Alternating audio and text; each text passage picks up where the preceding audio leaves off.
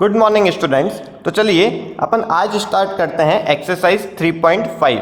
देखिए last class के अंदर अपन ने एक्सरसाइज 3.4 कवर कर ली थी, जिसके अंदर अपन ने एलिमिनेशन मेथड से लीनियर इक्वेशन को कैसे सॉल्व करते हैं ये देखा था। तो आज अपन स्टार्ट करेंगे एक्सरसाइज 3.5 और इसके अंदर अपन देखेंगे कि क्रॉस मल्टीप्लिकेशन मेथड से अपन लीनियर इक्वेशन को कैसे सॉल्व करते हैं। देखिए फर्स्ट क्वेश्चन अपन देखते हैं, which of the following pair of linear equations has unique solution, no solution or infinitely many solutions? In case there is a unique solution, find it by using cross multiplication method. तो देखिए यहाँ पे अपने को क्या लिखा हुआ है, पहले अपने को चेक करना है कि यहाँ पे यूनिक सॉल्यूशन है कि नो सॉल्यूशन है या फिर इनफाइनाइटली मैनी सॉल्यूशन है।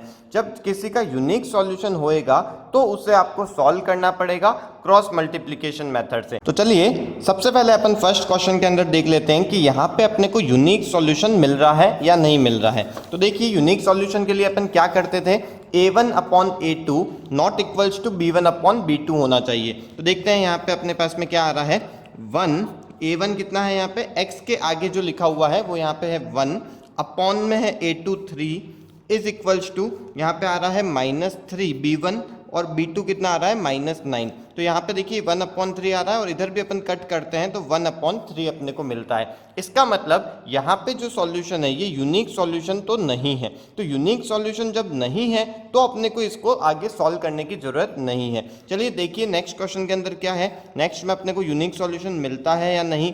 तो देखिए a1 upon a2 than equals to यहाँ पे अपने पास में क्या आ रहा है 1/2। तो देखिए यहाँ पे अपने पास में ये दोनों के बीच में नॉट इक्वल्स टू का साइन आ रहा है। इसका मतलब ये क्या है, यहाँ पे एक यूनिक सॉल्यूशन है। और जब यूनिक सॉल्यूशन होएगा तब अपने को क्या करना पड़ेगा, इसे आगे सॉल्व करना पड़ेगा क्रॉस मल्टीप्लीकेशन मेथड से और इसके अपने को सॉल्यूशंस निकालने हैं। तो चलिए अपन दोनों इक्वेशन को एक बार लिख देते हैं। यहाँ पे 2x plus y is equals to 5 and 3x plus 2y is equals to 8। तो ये अपने पास में दो इक्वेशंस लिख दिए अपन ने। अब देखिए क्रॉस मल्टीप्लिकेशन मेथड में आपको क्या करना होता है, सबसे पहले अपन लेते हैं यहाँ पे लिख देते हैं x और x वाले जो टर्म्स है उसको अपन छुपा देंगे। अब क्या करना है, आपको क्रॉस में जाना है। क्रॉस में कैसे जाएंगे, देखिए y के आगे का कोएफिशिएंट कितना लिखा हुआ है वो है 1 और उसके आगे क्रॉस में लिखा हुआ है 8। तो आपको इन दोनों को मल्टीप्लाई करना है 1 × 8। देन आगे आपको करना है माइनस, ये माइनस फॉर्मूले के अंदर है। अब आपको क्या करना है, आप पहले इधर क्रॉस गए थे, अब आपको यूं क्रॉस में जाना है 2 × 5। ये यहाँ पे आप लिख देंगे 2 × 5। देखिए इस पैटर्न से आपको ये सॉल्व करना पड़ेगा इक्वल्स टू। अब अपन क्या करेंगे, y वाले टर्म्स के लिए निकालेंगे। तो अब y को अपन क्या कर देंगे, हाइड कर देंगे यहाँ पे, और y के आगे साइड में क्या आ रहा है 5। अब 5 को इस पैटर्न से आपको क्रॉस करना है। देखिए इसके आगे तो यूं है नहीं कुछ, तो आगे यूं नहीं है तो अपन क्या करेंगे, आगे की साइड से यूं क्रॉस करेंगे। तो 5 × 3, तो यहाँ पे आ जाएगा 5 × 3 देन बीच में माइनस और फिर आगे 8 × 2। तो यहाँ पे 8 × 2 अपन लिख देंगे। देन अगेन अपन आगे लिखेंगे इक्वल्स टू, और इक्वल्स टू के आगे आप देखिए ये क्या है, कांस्टेंट टर्म वाला है। तो कांस्टेंट टर्म के अंदर अपन क्या लिखते हैं, -1 से स्टार्ट करते हैं। ये चीज़ आपको ध्यान रखनी है कि जब इक्वल्स टू के इधर साइड में आपको कांस्टेंट टर्म दिख रहा है, इसका मतलब आपको क्या करना है, यहाँ पे -1 लगा के और आगे सॉल्व करना है। जब इक्वल्स टू के इस साइड में ही कांस्टेंट टर्म होएगा तब आपको यहाँ पे ओनली +1 लिखना है, मतलब -1 वहाँ पे नहीं लगाना है। तो देखिए उस क्वेश्चन को भी अपन करके देखेंगे, दोनों में आंसर सेम पैटर्न से निकलेगा। तो देखिए अपन लिखेंगे, क्योंकि यहाँ पे अपन ने कांस्टेंट टर्म को लिया है, अब आपको क्या करना पड़ेगा, क्रॉस इस पैटर्न से जाना है 2 × 2। तो यहाँ पे मैं लिखूंगा 2 × 2 देन माइनस फॉर्मूले का, देन यहाँ पे 3 × 1। इस पैटर्न से आपको कोएफिशिएंट्स को मल्टीप्लाई करना है। आई होप आपको ये चीज़ समझ में आई होगी। एक बार मैं फिर से आपको बता देता हूँ। देखिए क्या किया है अपन ने, पहले x वाले टर्म्स को देखा है तो x की जगह यहाँ पे अपन ने x लिख दिया और x को हाइड करके, मतलब x के कोएफिशिएंट को अपन हाइड कर देंगे और उसके आगे से क्रॉस में जाना है आपको। देखिए इस पैटर्न से आप क्रॉस करेंगे। तो 1 × 8 किया, -2 × 5 किया। उसके बाद में अपन ने y यहाँ पे लिखा, तो y को अपने कोएफिशिएंट नहीं लेने हैं और y के आगे वाले टर्म्स, मतलब y के आगे क्या लिखा है, 5 लिखा है। तो 5 × 3 पहले करेंगे, -8 × 2 करेंगे। देन अपन ने कांस्टेंट वाले टर्म को लिया है तो इक्वल्स टू के इधर लिखा हुआ था इसलिए अपन ने -1 लिखा है यहाँ पे, तो -1 और उसके बाकी के जो टर्म्स हैं मतलब कांस्टेंट टर्म को छोड़ के जो टर्म्स हैं कौन कौन से टर्म बचे, x और y वाले, तो यहाँ पे आपको इस पैटर्न से क्रॉस करना है। तो 2 × 2 4 और 3 × 1 कर लिया यहाँ पे 3 × 1। देखिए अब इसके आगे क्या करना है आपको, यहाँ पे अपन लिखेंगे x अपॉन 8 × 1 होता है 8 और 2 × 5 होता है 10, तो 8 - 10 कितना हो जाएगा, -2 आ जाएगा। Then again equals to y upon यहाँ पे आएगा 5 × 3 15 -8 × 2 16, तो 15 - 16 हो जाएगा -1 इक्वल्स टू -1 और यहाँ पे देखिए क्या आ रहा है 4 - 3 मतलब 1 आ जाएगा। अब आपको क्या करना है, पहले इस वाले टर्म को इससे कंपेयर करना है, मतलब यहाँ पे लिखेंगे x अपॉन -2 इक्वल्स टू -1/1। इससे देखिए x की वैल्यू मेरे पास कितनी निकल जाएगी, -2 × -1 करेंगे तो 2 आ जाएगा, ये मेरी x की वैल्यू आ जाएगी। और इधर आप क्या करेंगे, इसको इससे कंपेयर करना है, तो y अपॉन -1 इक्वल्स टू -1/1। तो यहाँ से देखिए y की वैल्यू कितनी निकल जाएगी, -1 × -1 1 आ जाएगा। तो यहाँ से देखिए अपने पास में x और y दोनों की वैल्यूज निकल गई। तो इसमें एक ही साथ दोनों की वैल्यूज अपने पास निकल जाती है, x और y दोनों टर्म की। एक और क्वेश्चन करेंगे जिससे आपको और ज़्यादा क्लियर हो जाएगा ये। चलिए देखते हैं क्वेश्चन नंबर फर्स्ट का थर्ड। देखिए यहाँ पे अपने पास में क्या आ रहा है, a1 अपॉन a2 पहले अपन यहाँ पे कंपेयर कर लेते हैं बिना लिखे ही। देखिए 3/6 यहाँ पे हाफ आ जाएगा, -5 अपॉन -10 यहाँ पे भी हाफ आ जाएगा और 20/40 यहाँ पे भी हाफ आ जाएगा। इसका मतलब तीनों टर्म्स जब इक्वल होते हैं तब इनफाइनाइटली मैनी सॉल्यूशंस मिलते हैं अपने को, और इनफाइनाइटली जब सॉल्यूशंस मिलेंगे तब अपने को इसे चेक नहीं करना है, आगे क्रॉस मल्टीप्लिकेशन मेथड नहीं लगाना है और x और y की वैल्यू अपन नहीं निकाल सकते हैं। अपन नेक्स्ट क्वेश्चन देखते हैं। देखिए यहाँ पे क्या आ रहा है, a1 अपॉन a2 करते हैं 1/3 और b1 अपॉन b2 देखिए -3 अपॉन -3। तो यहाँ पे a1 upon a2 not equals to b1 upon b2 हो रहा है। इसका मतलब यहाँ पे अपने को यूनिक सॉल्यूशन मिल रहा है। तो जब यूनिक सॉल्यूशन मिलता है तब अपन इसे कैसे सॉल्व करेंगे, चलिए अपन देखते हैं वापस से। देखिए यहाँ पे मैंने दोनों इक्वेशन लिख दी है। अब अपन सबसे पहले क्या करेंगे, एक बार लिखेंगे x, अब x के कोएफिशिएंट को हाइड कर देंगे, उसके बाद में अपने को क्रॉस में जाना है। देखिए यहाँ पे -3 × -15 लिखेंगे सबसे पहले, इसके बाद में माइनस करना है, ये फॉर्मूले का माइनस है। उसके बाद में अपने को क्रॉस इधर से चलना है, तो -3 × -7 आ जाएगा यहाँ पे। तो ये अपने x के लिए हो गया। इसके बाद में अपन करेंगे y के लिए, तो y अपॉन में क्या लिखना है, देखिए y के कोएफिशिएंट को अपन छोड़ देंगे, उसके अलावा उसके आगे साइड से जाएंगे तो -7 × 3, तो यहाँ पे आएगा -7 × 3 और माइनस फॉर्मूले का, देन -15 × 1 इक्वल्स टू। अब अपने को देखिए क्या ध्यान रखना है, क्योंकि अब जो कांस्टेंट टर्म है वो इक्वल्स टू के इस साइड में ही है, ये जो इधर साइड में जब आ जाते हैं इसका मतलब आपको यहाँ पे अब क्या करना है, 1 ही लिखना है। -1 जो अपन ने पिछले क्वेश्चन में लिखा था वो क्यों लिखा था, क्योंकि इक्वल्स टू के इस साइड में कांस्टेंट टर्म थे, तो अभी इक्वल्स टू के इधर ही है, इसलिए अपन यहाँ पे +1 ही लिखेंगे। अब इन टर्म्स को अपन छोड़ देंगे, इसके अलावा देखिए अब क्रॉस में यूँ जाना है अपने को, तो 1 × -3 करेंगे यहाँ पे, देन माइनस यहाँ पे अपने को करना है 3 × -3। तो देखिए क्या आ जाएगा, x अपॉन 15 × 3 होता है 45 और माइनस प्लस हो जाएंगे, तो यहाँ पे आ जाएगा 45 और माइनस। देखिए अब यहाँ पे क्या आएगा, 7 × 3 21 हो जाएगा, माइनस इंटू माइनस भी प्लस हो जाएगा, तो माइनस का 21 हो जाएगा इक्वल्स टू y -7 × 3 होएगा माइनस का 21, देन यहाँ पे -15 × 1 होता है माइनस का 51 और वो प्लस हो जाएगा यहाँ पे, तो ये आ जाएगा प्लस का 51 इज इक्वल्स टू यहाँ पे आएगा 1/-3 और -9, माइनस प्लस हो जाएगा तो प्लस का 9 आ जाएगा। इसके बाद देखिए अपन करेंगे x अपॉन, इसमें से इसको माइनस कर लेते हैं, देखिए आता है 24 इक्वल्स टू y अपॉन, यहाँ पे इन दोनों को माइनस करेंगे, देखिए अपने को मिलेगा -6 इज इक्वल्स टू यहाँ पे 1 अपॉन ये आ जाएगा +6। अब अपने को क्या करना है, x को इधर वाले से कंपेयर करना है, फिर उसके बाद y को इससे कंपेयर करेंगे, तो x upon 24 is equals to 1/6 x is equals to 24 इधर चला जाएगा तो 24/6 कर लेंगे तो इससे अपने पास में वैल्यू आ जाएगी x की 4। देन यहाँ पे देखिए y निकाल लेते हैं तो y/-6 इक्वल्स टू 1/6 आ जाएगा। तो y ये -6 उधर चला जाएगा ऊपर में तो यहाँ पे y की वैल्यू आ जाएगी -1। तो देखिए अपन ने x की और y की वैल्यू इस पैटर्न से निकाल ली है। तो आई होप आपको ये चीज़ें समझ में आ गई होगी। अब देखते हैं अपन क्वेश्चन नंबर 2।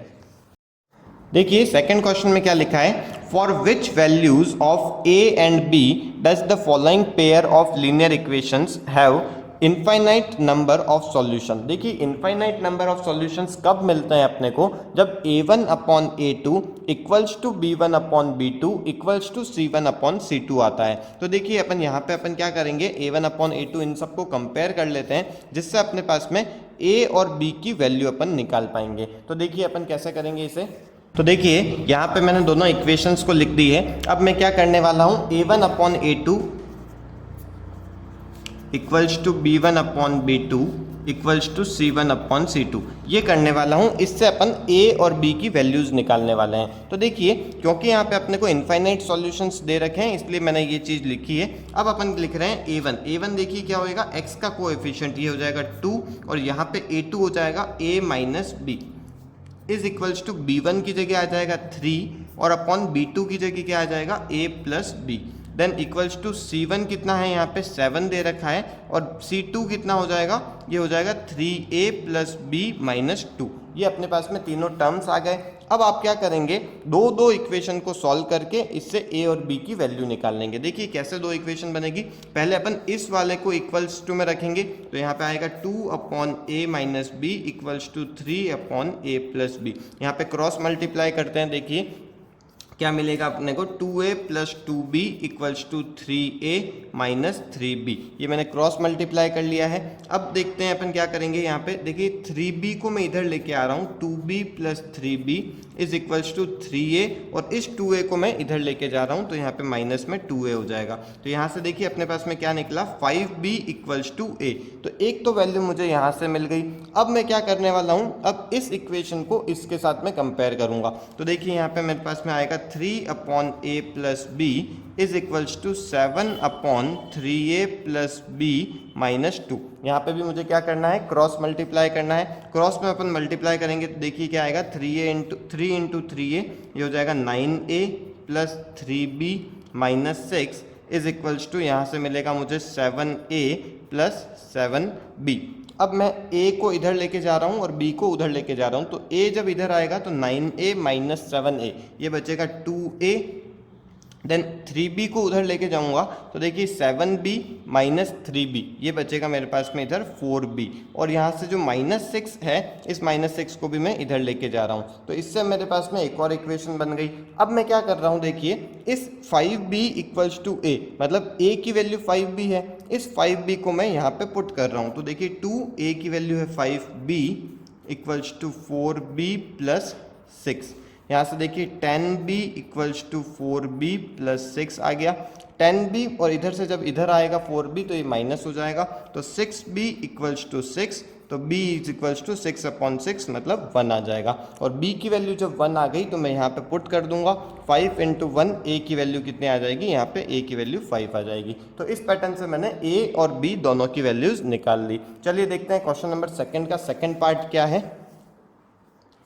देखिए लिखा हुआ है, for which value of k will the following pair of linear equation have no solution। तो यहाँ पे अपने को नो सॉल्यूशन वाला केस दे रखा है। इसका मतलब a1/a2 equals to b1/b2 not equals to c1/c2 करना है। तो ये क्वेश्चन मैं आपको होमवर्क के लिए दे रहा हूँ। यदि आपको समझ में नहीं आता है तो प्लीज़ आप मुझे कमेंट बॉक्स में लिख के बताइए, तो मैं आपको नेक्स्ट वीडियो में इसे वापस सॉल्व करके बता दूंगा। चलिए अब देखते हैं अपन क्वेश्चन नंबर 3। देखिए लिखा हुआ है, solve the following pair of linear equation by substitution and cross multiplication method. तो इसे भी, ये भी इजी क्वेश्चन है। दो इक्वेशंस दे रखी है जिसे अपने को सब्सटीट्यूशन मेथड से भी सॉल्व करना है और क्रॉस मल्टीप्लिकेशन मेथड से भी सॉल्व करना है। तो ये दोनों मेथड आपको आते ही हैं, आप इन दोनों को सॉल्व करेंगे। दोनों के अंदर x और y की जो वैल्यूज हैं वो सेम ही आएगी, मतलब दोनों का जो आंसर होएगा वो सेम ही आएगा। देन नेक्स्ट देखते हैं, form the pair of linear equation in the following problems and find their solutions if they exist by any algebraic method. तो अपने को यहाँ पे देखिए कुछ वर्ड प्रॉब्लम दे रखी है, इन वर्ड प्रॉब्लम को आपको क्या करना है, लीनियर इक्वेशंस बनानी है और उसके बाद में उसको सॉल्व करना है। किसी भी मेथड से अपन सॉल्व कर सकते हैं, चाहे वो सब्स्टिट्यूशन हो, चाहे वो एलिमिनेशन हो, या फिर क्रॉस मल्टीप्लिकेशन मेथड हो। सबसे बेस्ट जो मेथड होता है वो मेरे हिसाब से एलिमिनेशन मेथड ही सबसे बेस्ट होता है। तो अभी अपन इन क्वेश्चंस के अंदर एलिमिनेशन मेथड को ही ज़्यादा फॉलो करेंगे। तो चलिए देखते हैं इसके अंदर फर्स्ट पार्ट में क्या गिवन है। A part of monthly hostel charges is fixed and the remaining depends on the number of days one has taken food in the mess. देखिए कुछ हॉस्टल चार्जेस लगते हैं, कुछ चार्जेस तो फिक्स होते हैं और कुछ चार्जेस किस पे डिपेंड करते हैं, कितने दिनों तक अपन ने वहाँ पे हॉस्टल में फूड कंज्यूम किया है। तो यहाँ पे देखते हैं अपन आगे क्या लिखा है। When a student A takes food for 20 days, she has to pay rupees 1000 as hostel charges, whereas a student B who takes food for 26 days pays 1180 as hostel charges. Find the fixed charges and the cost of food per day. तो यहाँ पे देखिए जो चीज़ अपने को find out करनी होती है उससे ही अपन x और y एज्यूम करते हैं। तो देखते हैं कैसे करेंगे क्वेश्चन को। तो देखिए यहाँ पे मैंने लेट कर दिया है, let the fix charges be x and cost of food per day be y. तो देखिए यहाँ पे क्वेश्चन में क्या गिवन था, when a student takes food for 20 days she has to pay ₹1000 as hostel charges. इसका मतलब देखिए जब किसी स्टूडेंट ने 20 डेज तक फूड कंज्यूम किया है तो उसके एक तो फिक्स चार्जेस लगे होंगे और उसके 20 डेज के चार्जेस लगे होंगे। तो देखिए एक दिन का चार्ज कितना है y रुपीज़, तो 20 डेज का कितना हो जाएगा 20y। तो टोटल उसको कितने रुपए देने पड़े, 1000 रुपीज़ देने पड़े। और सेकंड इक्वेशन में लिखा हुआ था कि यदि उसने 26 डेज तक यदि फूड कंज्यूम किया है तो उसको 1180 रुपीज़ देने पड़ेंगे। तो उस केस के अंदर इक्वेशन क्या बन जाएगी, देखिए उसमें भी उसके फिक्स चार्जेस तो लगेंगे ही और 26 डेज तक यदि फूड कंज्यूम किया है तो 26y उसके रुपए लग गए और टोटल मिला के उसको कितने रुपए देने पड़ेंगे, 1180 रुपीज़ देने पड़ेंगे। तो बस अब आपको क्या करना है, x और y की वैल्यू निकालनी है। आप किसी भी मेथड को फॉलो कर सकते हैं, अपन यहाँ पे एलिमिनेशन मेथड फॉलो करेंगे। देखिए कैसे कर लेंगे, यहाँ पे x और x दोनों के कोएफिशिएंट सेम आ रहे हैं, 1 1 आ रहा है। तो आप क्या कर लेंगे, दोनों का साइन चेंज करते हैं नीचे वाली पूरी इक्वेशन का। यहाँ पे x कैंसिल हो जाएगा, 20 माइनस 26 माइनस का 6y is equals to 1000 minus this करेंगे माइनस का 180 आ जाएगा। इससे देखिए y की वैल्यू कितनी निकल जाएगी, y की वैल्यू यहाँ पे 30 रुपीज़ निकल जाएगी। इसका मतलब जो फूड का पर डे का चार्जेस था वो 30 रुपीज़ था। अब आप क्या करेंगे, y की वैल्यू को किसी भी दोनों इक्वेशन में से कोई भी इक्वेशन के अंदर पुट कर देते हैं। तो x प्लस 20, y की वैल्यू लिखते हैं 30 इज इक्वल्स टू 1000। इससे देखिए x प्लस यहाँ पे आ जाएगा 600 इज इक्वल्स टू 1000 और x की वैल्यू यहाँ पे कितनी आ जाएगी, 600 को उधर माइनस में भेजेंगे, x की वैल्यू आ जाएगी 400 रुपीज़। इसका मतलब जो आपके फिक्स चार्जेस थे वो आ गए 400 रुपीज़ और जो आपके पर डे के फूड के चार्जेस थे वो आपके आ गए 30 रुपीज़। तो ये इजी क्वेश्चन था। देखिए इसका सेकंड पार्ट में क्या लिखा हुआ है, देखिए गिवन है a fraction becomes 1/3 when 1 is subtracted from the numerator and it becomes 1/4 when 8 is added to the denominator. Find the fraction. देखिए इस पैटर्न के क्वेश्चन मैंने आपको 2-3 बार बता दिए हैं। इसके अंदर अपन क्या कर लेते हैं, न्यूमरेटर को x मान लेना और डिनोमिनेटर को y मान लेंगे। अब इसके अंदर क्या लिखा है, when 1 is subtracted from the numerator, तो न्यूमरेटर मतलब x माइनस 1 कर लेंगे अपॉन में y, तो वो इक्वल्स टू के सामने क्या लिख देंगे 1/3 आ जाएगा। और इसके आगे लिखा हुआ है it becomes 1/4 when 8 is added to the denominator, मतलब अपन लिखेंगे x upon y plus 8 equals to में यहाँ पे आ जाएगा 1/4। तो ये क्वेश्चन मैं आपको होमवर्क में दे रहा हूँ। चलिए देखिए नेक्स्ट क्वेश्चन में क्या गिवन है, यश scored 40 marks in a test getting 3 marks for each right answer and losing 1 mark for each wrong answer. Had 4 marks been awarded for each correct answer and 2 marks been deducted for each incorrect answer, then Yash would have scored 50 marks. How many questions were there in the test? तो देखिए यहाँ पे अपने को निकालना है कि total questions कितने थे उस टेस्ट के अंदर। तो अपन क्या कर लेंगे, लेट कर लेते हैं कि जो करेक्ट आंसर थे वो x थे और जो इनकरेक्ट आंसर थे वो y थे। Let the correct answers be x and number of incorrect answers be y. तो देखिए x और y मैंने करेक्ट आंसर और इनकरेक्ट आंसर को लेट कर लिया है। अब देखिए अपने को ये फाइंड आउट करना है कि टोटल नंबर ऑफ क्वेश्चन कितने हैं। तो यहाँ पे क्वेश्चन में लिखा था कि हर करेक्ट आंसर के उसको 3 मार्क्स मिलते हैं। तो देखिए उसने यदि x करेक्ट आंसर दिए तो उसको 3x marks total correct answers के मिल जाएंगे और हर रॉन्ग आंसर के उसके 1 मार्क डिडक्ट हो जाते हैं। तो उसने देखिए y क्वेश्चंस उसने गलत किए हैं तो यहाँ पे देखिए उसके हर एक रॉन्ग आंसर का y मार्क्स कट गया है। तो टोटल मिला के उसको कितने मार्क्स मिले हैं, 40 मार्क्स मिले हैं। तो ये अपनी पहली इक्वेशन हो जाएगी। इसको मैं थोड़ा सिंप्लीफाई करके लिख देता हूँ। देखिए ये इस पैटर्न से पहली इक्वेशन बन गई। देन सेकंड में उसने बोला था कि had she got 4 marks for each correct answer, मतलब हर एक करेक्ट आंसर के उसको 4 मार्क्स मिले। तो देखिए तब क्या हो जाएगी, इक्वेशन 4x हो जाएगा और हर एक रॉन्ग आंसर के उसके कितने मार्क्स डिडक्ट हो जाएं, 2 मार्क्स डिडक्ट हो जाएं। तो उस केस में उसका कितना हो जाएगा, देखिए इस पैटर्न से इक्वेशन बन जाएगी।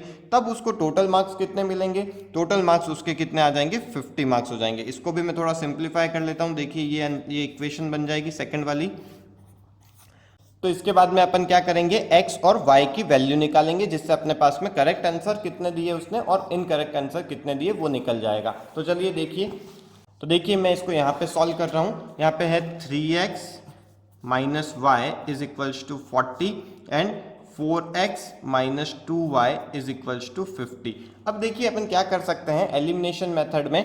पहली चीज अपन देख सकते हैं कि ये जो इक्वेशन है ये इक्वेशन पूरी 2 से कट हो रही है। तो अपन क्या कर लेंगे, देखिए 3x minus y equals to 40, इसे तो ऐसा का ऐसा लिखा है और इस इक्वेशन को पूरे को 2 से डिवाइड कर दिया। तो देखिए 4x को यदि मैं 2 से डिवाइड करूंगा तो 2x आ जाएगा, यहाँ पे y बचेगा और यहाँ पे कितना हो जाएगा, 25 आ जाएगा। अब आप इसे एलिमिनेशन से इजीली सॉल्व कर सकते हैं क्योंकि यहाँ पे y के जो कोएफिशिएंट है वो सेम आ चुके हैं, बस आपको साइन चेंज करना पड़ेगा। यहाँ पे मैंने इसका साइन चेंज कर दिया है, y पूरा कट हो जाएगा, यहाँ पे 3x माइनस 2x हो जाएगा, x is equals to 40 minus 25 आ जाएगा 15। इसका मतलब उसने टोटल करेक्ट आंसर कितने दिए हैं, 15 उसने करेक्ट आंसर दिए हैं। अब आप कोई भी इक्वेशन के अंदर दूसरी वैल्यू पुट कर लेते हैं। देखिए 3x minus y equals to 40, 3x की वैल्यू मैं यहाँ पे 15 पुट कर रहा हूँ, minus y is equals to 40, यहाँ पे आ जाएगा 45 minus y equals to 40 minus 45 हो जाएगा।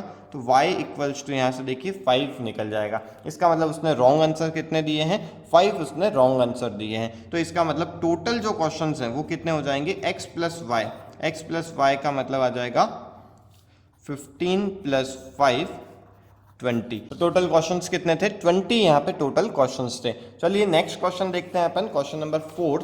यहाँ पे लिखा है, बहुत ही इंपॉर्टेंट क्वेश्चन है ये वाला question, places A and B are 100 kilometre apart on a highway. तो देखिए मैं यहाँ पे इसको पिक्चर भी बनाता जाता हूँ। क्या लिखा हुआ है कि दो प्लेसेस हैं A और B, इनके बीच में जो गैप है वो कितना है, 100 किलोमीटर का इनके बीच में गैप दे रखा है। फिर आगे लिखा हुआ है कि 1 कार स्टार्ट्स फ्रॉम A। तो A से एक कार स्टार्ट होती है, यहाँ पे मैं एक कार बना देता हूँ, ये इस डायरेक्शन में कार जा रही है।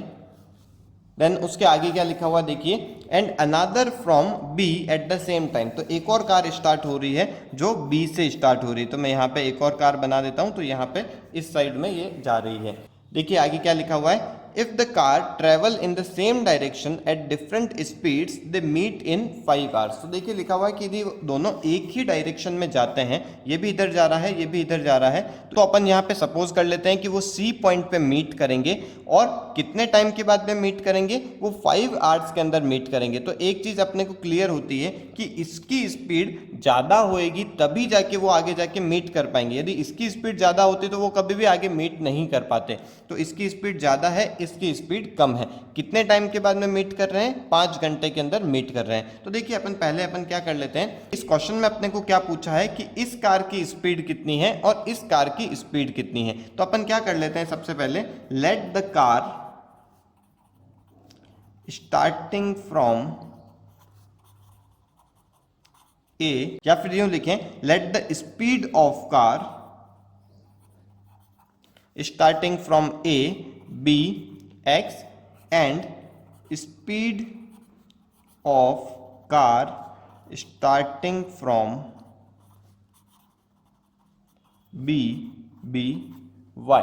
तो इस पैटर्न से मैंने एक्स और वाई एज्यूम कर लिए। अब देखिए एक फॉर्मूला होता है distance is equals to speed into time. ये आपको फॉर्मूला आता ही होगा, ये आपने 8th क्लास या 7th क्लास में आपने देखा होगा।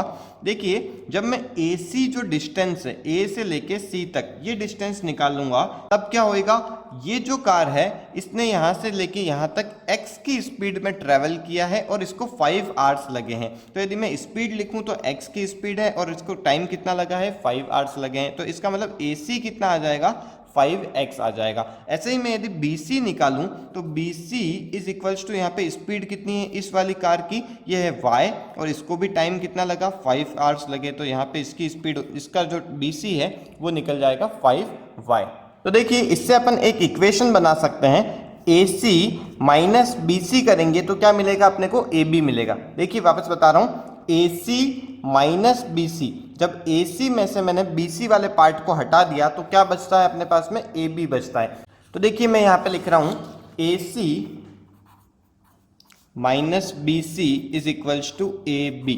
अब देखिए AC अपन ने अभी अभी निकाला है, AC है 5x माइनस BC कितना है 5y is equals to AB। और AB देखिए अपने को क्वेश्चन में गिवन था कि AB दोनों एक दूसरे से 100 किलोमीटर दूर है। तो AB की डिस्टेंस कितनी हो जाएगी, 100 किलोमीटर हो जाएगी। तो यहाँ पे मैं 100 लिख देता हूँ। अब देखिए इसको थोड़ा सा सिंप्लीफाई कर सकते हैं अपन, 5 तीनों के अंदर आ रहा है तो 5 से मैंने इसको डिवाइड कर दिया, x minus y is equals to यहाँ पे आ जाएगा 20। ये मेरी पहली इक्वेशन हो जाएगी। देखिए नेक्स्ट यहाँ पे क्वेश्चन में क्या गिवन था, if they travel towards each other, दोनों एक दूसरे के डायरेक्शन में जाते हैं, they meet in 1 hour, what are the speeds of the two car. तो देखिए मैं आपको डायग्राम में यहाँ पे बताता हूँ कि दोनों कार अब एक दूसरे के डायरेक्शन के अंदर गई है। तो सपोज मैं यहाँ पे मान लेता हूँ कि वो D पॉइंट पे मीट करते हैं। तो D पॉइंट पे मीट करने में इसको कितना टाइम लगता है, यहाँ पे आने में 1 घंटा लगता है और इसको भी यहाँ पे 1 घंटा लगता है। तो जब मैं यहाँ पे AD डिस्टेंस निकालूंगा तो डिस्टेंस का फॉर्मूला सेम वही रहेगा, स्पीड इनटू टाइम।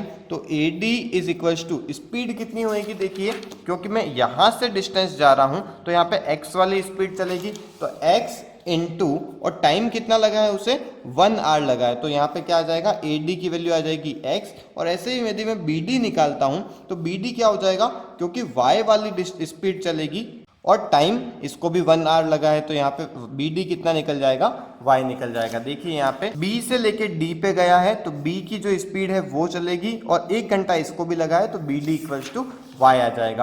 अब अपन ये सिंपल सा देख सकते हैं कि AD plus BD is equals to AB हो जाएगा।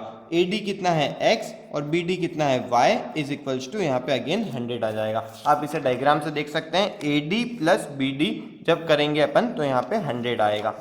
x plus y equals to 100, ये मेरी सेकंड इक्वेशन हो गई। अब आपको क्या करना है, दोनों इक्वेशन को सॉल्व करना है। पहली इक्वेशन थी x minus y is equals to 20, ये आपकी दोनों इक्वेशन हो गई। इन दोनों को सॉल्व कर लेंगे। देखिए कैसे एलिमिनेशन मेथड से सॉल्व कर सकते हैं। ये दोनों का यहाँ पे साइन चेंज आ रहा है, प्लस और माइनस, इसे अपन कट कर देते हैं। 2x इज इक्वल्स टू आ जाएगा 120, तो x की वैल्यू आ जाएगी 60। इसका मतलब जो कार A से स्टार्ट हुई थी उसकी स्पीड कितनी है, 60 किलोमीटर पर आवर। अब आप क्या करेंगे, इसको अपन यहाँ पे पुट कर देते हैं। तो x plus y equals to 100 है, x की वैल्यू 60 है, plus y equals to 100, y की वैल्यू यहाँ से कितनी आ जाएगी, 40 किलोमीटर पर आवर। ये अपने y की स्पीड निकल जाएगी। इसका मतलब जो कार स्टार्ट हुई थी B से उसकी स्पीड कितनी है, 40 किलोमीटर पर आवर। चलिए इसके बाद में क्वेश्चन नंबर 5 देखते हैं। इसका जो लास्ट पार्ट है वो देखते हैं अपन। देखिए लिखा हुआ है, the area of a rectangle gets reduced bye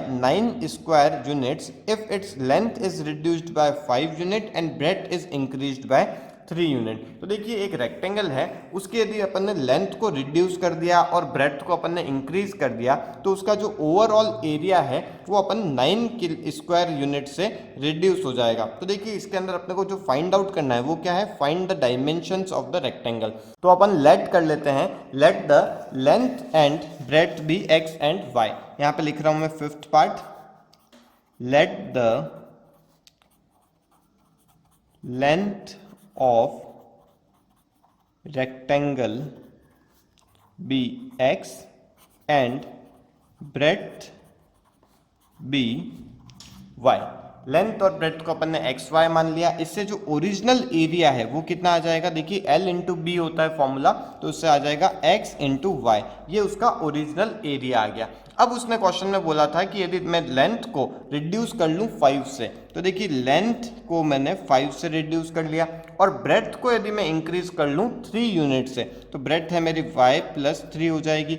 अब जो एरिया बनेगा, तो एरिया देखिए कितना हो जाएगा, L इंटू बी होता है, तो मेरे लेंथ अब ये हो गई है और मेरे जो ब्रेथ है वो ये हो गई है, तो उससे जो एरिया हो जाएगा वो कितना हो जाएगा, वो 9 स्क्वायर यूनिट कम हो जाएगा। तो ओरिजिनल एरिया क्या था एक्स वाई, अब 9 यूनिट क्या हो जाएगा, कम हो जाएगा, तो -9 कर लेता हूँ मैं। बस अब आपको क्या करना है, इसे आपको सॉल्व करना है। x into y plus 3x minus 5y minus 15 is equals to x y minus 9। देखिए यहाँ पे भी एक्स वाई आ रहा है, यहाँ पे भी एक्स वाई आ रहा है, दोनों कैंसिल हो जाएंगे। बस इक्वेशन हो जाएगी अपने पास में 3x minus 5y is equals to, देखिए यहाँ पे -9 है और ये 15 जो है ये इधर आएगा तो प्लस में हो जाएगा, तो इससे आ जाएगा मेरे पास में 6। तो ये मेरी फर्स्ट इक्वेशन हो गई। देखिए क्वेश्चन में आगे क्या लिखा हुआ था कि if we increase the length by 3 units and the breadth by 2 units the area increases by 67 square units. तो देखिए अब दोनों को यदि अपन ने इंक्रीज किया है तो उसका जो एरिया है वो 67 यूनिट से इंक्रीज हो जाएगा। तो देखिए अपन इक्वेशन बनाते हैं नेक्स्ट वाली, यहाँ पे आ जाएगा देखिए x प्लस, देखिए लेंथ इंक्रीज हुई है 3 से, तो यहाँ पे ये कर दिया, और y यदि इंक्रीज हुआ है 2 से, तो उसका जो ओवरऑल एरिया है वो बढ़ जाएगा एक्स वाई प्लस 67 यूनिट से। बस अब आपको क्या करना है, इसे भी सॉल्व करना है। यहाँ पे मैं लिख देता हूँ x y plus 2x plus 3y plus 6, bracket open किया मैंने यहाँ पे, और एक्स वाई प्लस 67 इधर लिखा। देखिए एक्स वाई और एक्स वाई दोनों साइड में आ रहा है, कैंसिल हो जाएंगे। इक्वेशन बन जाएगी अपनी 2x plus 3y is equals to, ये 6 उधर चला जाएगा, माइनस हो जाएगा, तो 61 आ जाएगा। ये अपनी सेकंड इक्वेशन बन गई। फर्स्ट इक्वेशन में यहाँ पे वापस नोट कर लेता हूँ, 3x माइनस 5y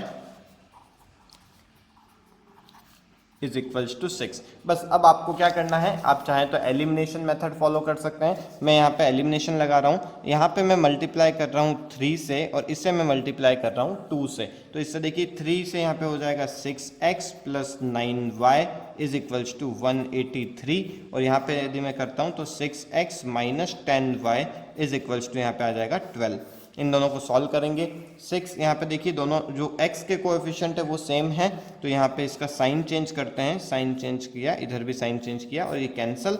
यहाँ पे आ जाएगा देखिए 19y इज इक्वल्स टू, इसमें से इसको माइनस करना है, यहाँ पे आ जाएगा 171। अब देखिए y की वैल्यू निकालेंगे तो 171 डिवाइड बाय 19 कर लेंगे, तो यहाँ पे आ जाएगी वैल्यू 9। तो y की वैल्यू आ गई अपने पास में 9, मतलब जो उसकी ब्रेथ थी वो आ गई 9। बस अब इक्वेशन के अंदर पुट करना है, 2x plus 3y is equals to 61। 2x की वैल्यू यहाँ पे पता नहीं है, 3y की वैल्यू अपने पास में है 9 is equals to 61। 2x plus 27 is equals to 61। 2x equals to, यहाँ पे 27 इधर से माइनस हो जाएगा, देखिए कितना निकल जाएगा, यहाँ पे आ जाएगा 34, और इससे फिर अपनी x की वैल्यू आ जाएगी 34/2 दैट इज 17। तो अपन ने यहाँ पे लेंथ भी निकाल ली और इसकी ब्रेड्थ भी निकाल ली। तो देखिए यहाँ पे अपन ने एक्सरसाइज 3.5 भी कंप्लीट कर ली है, पूरे क्वेश्चंस, इसके तीनों मेथड, ये सारी चीज़ें अपन ने डिस्कस कर ली है। इसके बाद में एक और एक्सरसाइज है 3.6, उसे भी अपन सॉल्व करेंगे नेक्स्ट क्लास के अंदर। तो आपको ये क्लास अच्छी लगी हो, ये वीडियो अच्छा लगा हो, तो प्लीज़ इसे लाइक कीजिए, अपने फ्रेंड्स के साथ में इसे शेयर कीजिए, और इस चैनल को ज़रूर सब्सक्राइब कर लीजिए। Okay, thank you.